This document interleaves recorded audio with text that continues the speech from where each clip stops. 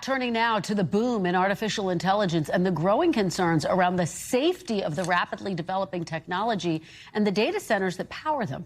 President Trump today announcing new pledges from state lawmakers, utility companies and data centers developers to pay above normal rates for electricity to prevent soaring power costs from being passed on to average consumers. They joined 7 major AI companies who signed the same pledge in March. The pledge, though, is non-binding, which means there's no enforcement mechanism if companies and states do violate them. The announcement comes after a troubling incident this week highlighting the power of AI systems. OpenAI, the maker of ChatGPT, disclosed that what it described as an unprecedented cyber incident when one of its out of its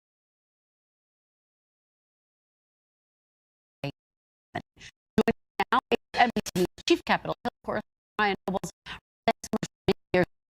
on the growing backlash against data centers for quite some time now. How is this announcement by President Trump being received? Could it ease concerns?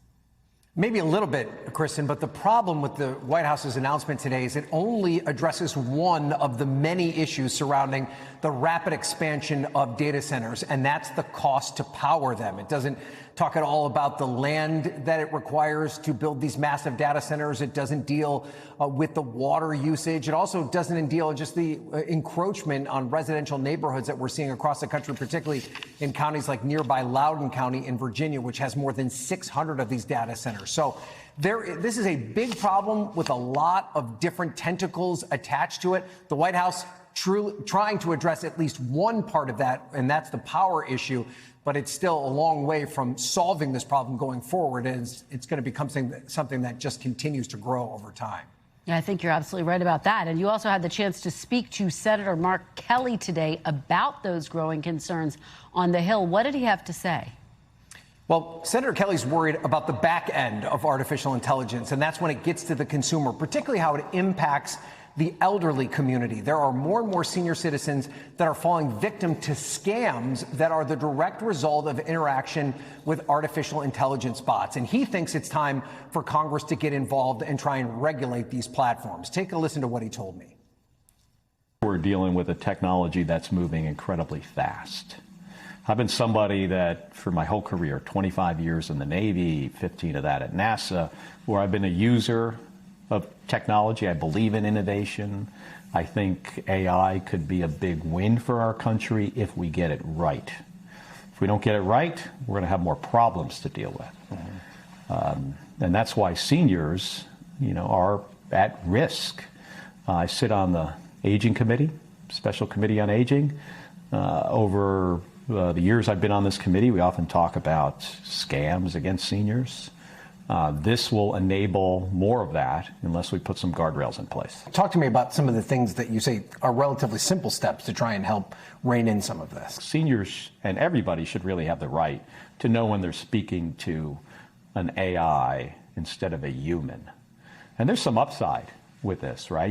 Maybe you don't have to wait on hold for 4 hours to talk to customer service at your bank or your airline or the utility company. You're trying to deal with a problem, and instead of having to wait on hold for a real person, you get an artificial person. I think you should be notified that the person you're speaking to is not a real person. I think the scam stuff is going to be harder to deal with. We've got to be more proactive about it. We've got to educate, seniors about how easy it is to be, convinced that somebody is a real person. Senator Kelly believes this legislation can pass. He has a bipartisan co-sponsor in Senator Jim Justice. But one of the issues with this, Kristen, the technology moves a lot faster than the legislative process. And that's been a real challenge for lawmakers on Capitol Hill.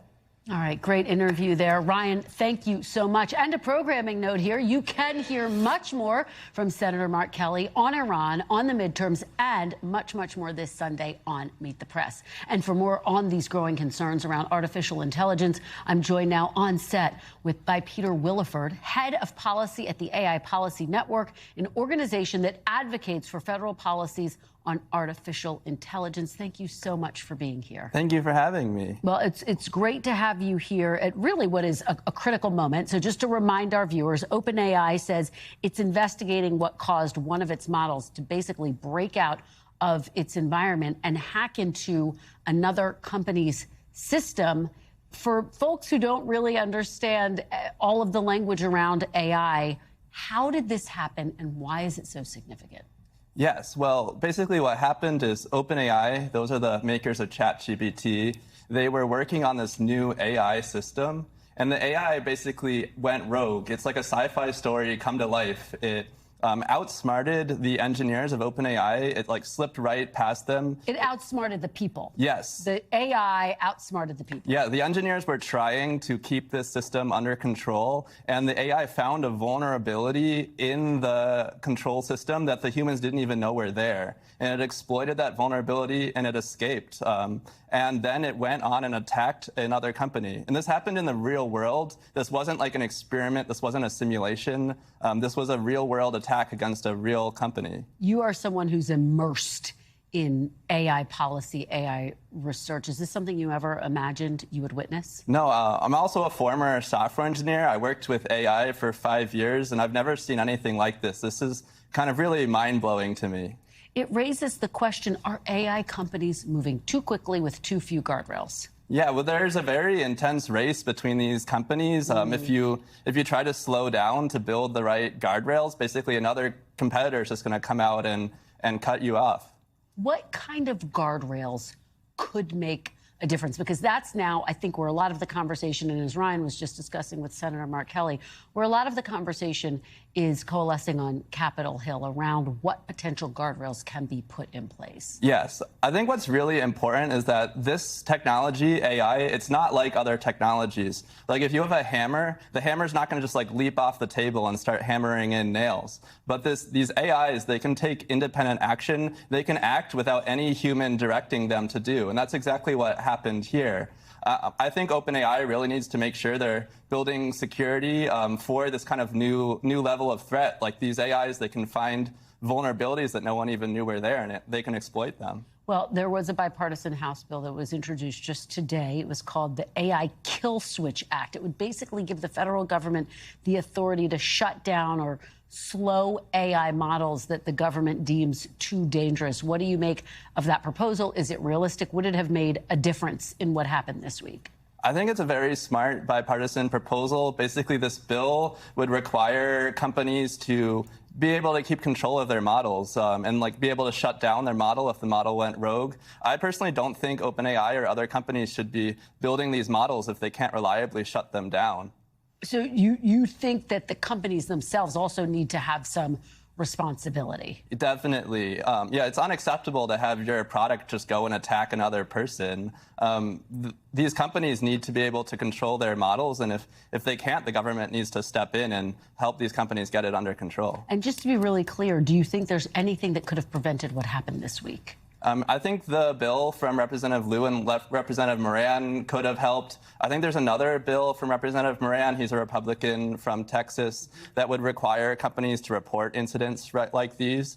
Right now, there's just no legal requirements on these companies. If you don't have to report these incidents, OpenAI chose to do it voluntarily, but there's no obligation to. And there's also no obligation to control your models. Like if a human from OpenAI did this, they would be fired and then they would be prosecuted. But there's no law requiring that to happen for AI. It would be illegal activity. Yes, it would be. It's literally a cybercrime if a human did it. But there's not like a cybercrime law for AI. It's interesting because your organization just did some polling. You found that 78% of likely voters do want guardrails on AI, and 62% want those guardrails to be government-led. There seems to be a lot of public will here. Why do you think nothing's been implemented so far? I mean, I think the AI is just moving so quickly, it's kind of hard for Congress to stay up. I think there's a lot of members of Congress that are very interested in doing something about this, but the AI is just moving so fast they don't even really know what to do. Well, Peter Wildeford, thank you for being here to help us understand this extraordinary incident this week. Please come back again soon because the questions are only growing. Thanks for having me. Great to have you. We thank you for watching, and remember, stay updated on breaking news and top stories on the NBC News app or watch live on our YouTube channel.